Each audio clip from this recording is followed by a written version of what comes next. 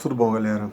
Rafael Matoso, tô aqui, são 4 horas da manhã, tô aqui no confinamento da nossa quarentena e pensando em projetos, né, que nos aproximem, que nos envolvam, que nos façam refletir, não só sobre a realidade dura e triste que a gente está sofrendo em função da desigualdade social e dos problemas que estão sendo agravados, né, pelo coronavírus, mas eu tô aqui para sugerir um projeto novo chamado Papo de Subúrbio, para que a gente possa se conectar durante esse período de quarentena, para que a gente possa tentar pensar, né, além da crise, obviamente, que a gente não está conseguindo esquecer, para a gente pensar um pouco e refletir sobre os nossos subúrbios cariocas, sobre a nossa sociabilidade, sobre as nossas formas de resistência. E eu vou sempre convidar alguém, né, um autor, um pesquisador, um intelectual, um agente representativo do subúrbio para vir trocar uma ideia com vocês. E hoje vamos falar um pouquinho com o Jefferson Pedro, autor do Dandara. Olá, gente, tudo bem?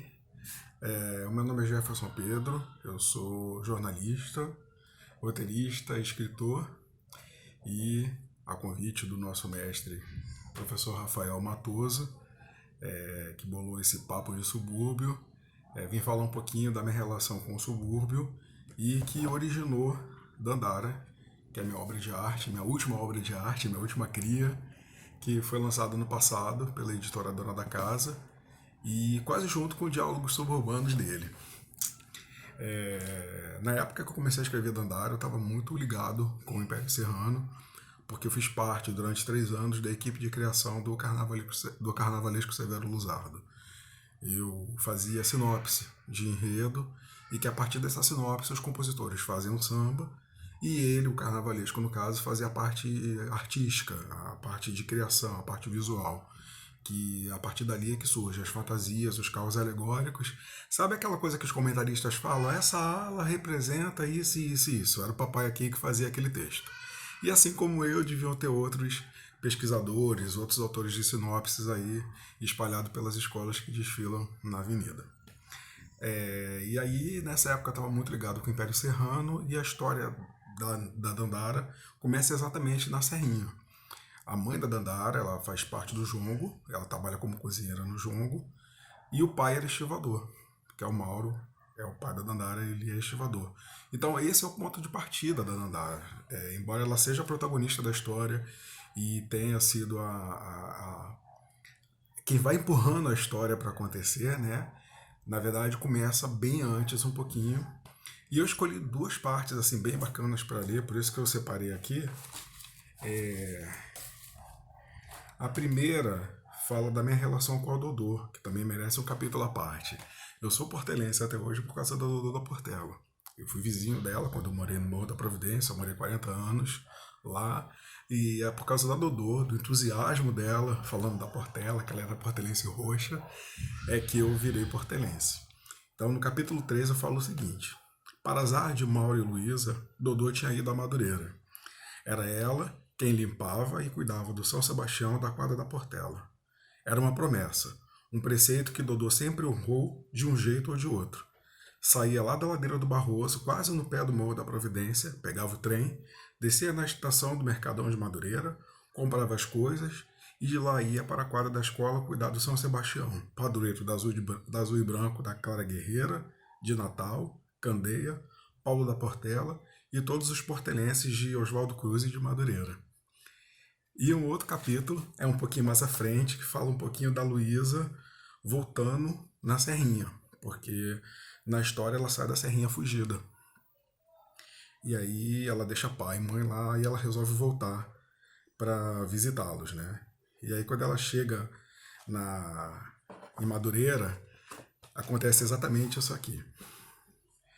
Na central, pegou o trem para Madureira, iria subir a serrinha para rever a amiga Zélia, a mãe e o pai.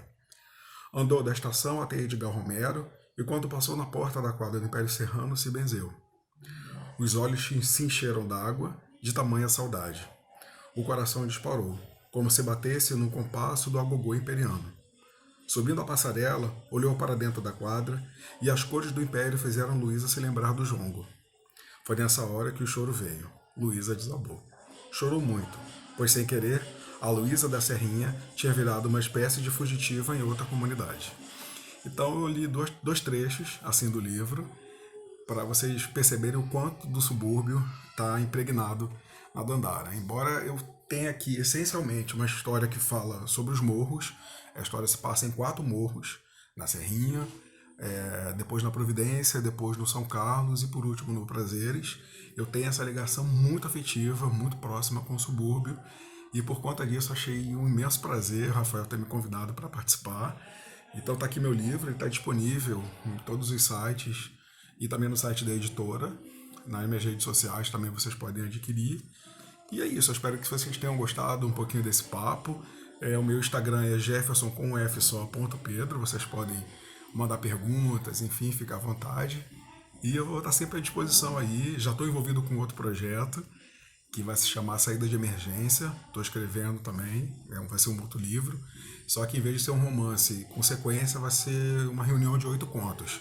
Também com o universo do subúrbio, das favelas e das periferias, porque eu acho que esse é o grande papel do escritor. Falar do que é próximo da gente, do que nos incomoda, do que nos atravessa. E por ser um escritor negro que teve muita dificuldade para chegar, eu me sinto na obrigação de cumprir esse papel direitinho, né? Falando dos nossos temas, do que é próximo da nossa realidade. E porque eu acho que uma vez a gente chegando nesse ponto de virar um escritor, de ter a oportunidade de ter 300 folhas de papel ofício consolidadas num livro, é sinal de que a gente ainda tem muito que trabalhar, porque assim como a gente teve a oportunidade de chegar, tem muita gente também chegando. E tem muita gente boa produzindo nas favelas, nas periferias, no subúrbio. Tem muita gente ligada com arte que precisa de uma oportunidade, precisa de um espaço. E esse é o nosso papel, ser espelho para quem ainda precisa chegar. Então é isso, eu espero que tenha contribuído de alguma forma com o projeto do professor Rafael. Espero que vocês tenham gostado.